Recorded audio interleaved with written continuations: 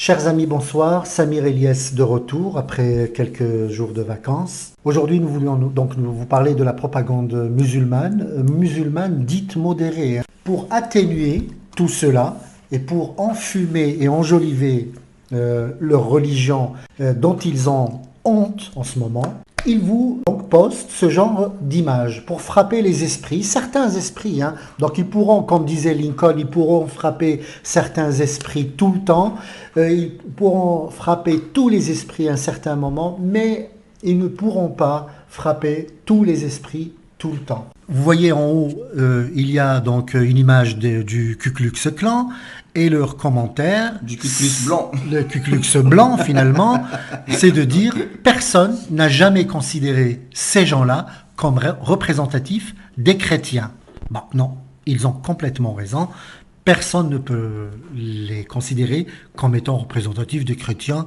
Ça paraît banal parce que le Ku Klux Klan, premièrement, il est pour la suprématie de la race blanche et non pas la suprématie du christianisme.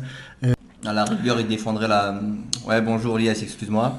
À la rigueur, il défendrait le christianisme, la suprématie du christianisme. À la rigueur, il y aurait peut-être un petit doute qui va s'installer dans nos têtes. Ouais. Mais on est quand même loin de l'aspect théologique avec le Ku Klux blanc. Franchement, donc, tu es gentil de commenter, mais... ce sont les musulmans modérés eux-mêmes qui évacuent la chose. Je pense qu'ils pensent ça dans leur tête. En tout cas, voilà ce qu'ils montrent pour essayer de frapper.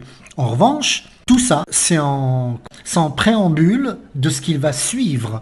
Ils vont montrer une image de l'armée de l'État islamique qu'on voit avec leur drapeau et pour dire ceci.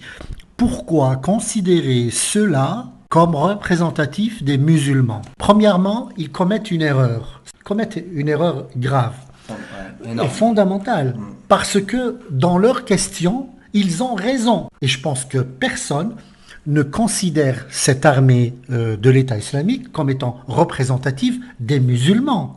Ces gens-là représentent exactement l'islam et non pas les musulmans. La différence est énorme. Tout à fait. L'islam, ce sont les textes, c'est-à-dire le Coran et la Sira de Mahomet, dont les hadiths, qu'ils appliquent à la lettre, et avant chaque sentence, ils lisent aux condamnés à mort la loi sous laquelle ils sont condamnés à mort. En fait, je trouve qu'il y a... Nous ne sommes pas pro-État islamique, nous sommes des ex-musulmans. S'ils nous chopent, on est mort, malheureusement. Tel l'a dit le prophète Mohammed, le prophète des musulmans. En fait, il y a une désinformation qui s'effectue, que les musulmans modérés, aux yeux, autour de l'État islamique. Chaque fois que l'État islamique exécute quelqu'un, quand vous voyez un bourreau d'État islamique tuer quelqu'un, sachez, dommage que tout le monde n'est pas arabophone, sachez que la sentence est rendue sur leur site internet avec l'article de la loi islamique qui dit ben voilà pourquoi nous allons le tuer, voilà pourquoi nous allons le fouetter, voilà pourquoi nous allons le mettre en prison, voilà pourquoi nous allons lui couper la main ou les pieds, etc. Et ça concorde toujours avec la loi islamique, bien évidemment. Oui. Donc, en effet, la Dawla al-Islamiyya fil Iraq wa Sham, plus connue sous le nom de Daesh, est représentative de l'islam.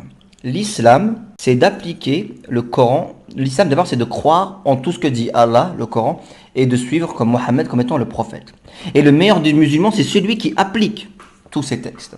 Mais tous les musulmans doivent croire en la même chose. Un musulman dit du quotidien, vous allez le prendre. Vous allez juste poser une question. Salut Abdelkarim, comment vas-tu? Ça va. Dis-moi Abdelkarim, le Coran, tu es pour l'esclavage? Non, je suis contre l'esclavage, tu es fou. Mais sauf que dans le Coran et dans la Sira, l'esclavage est permis. Il est permis.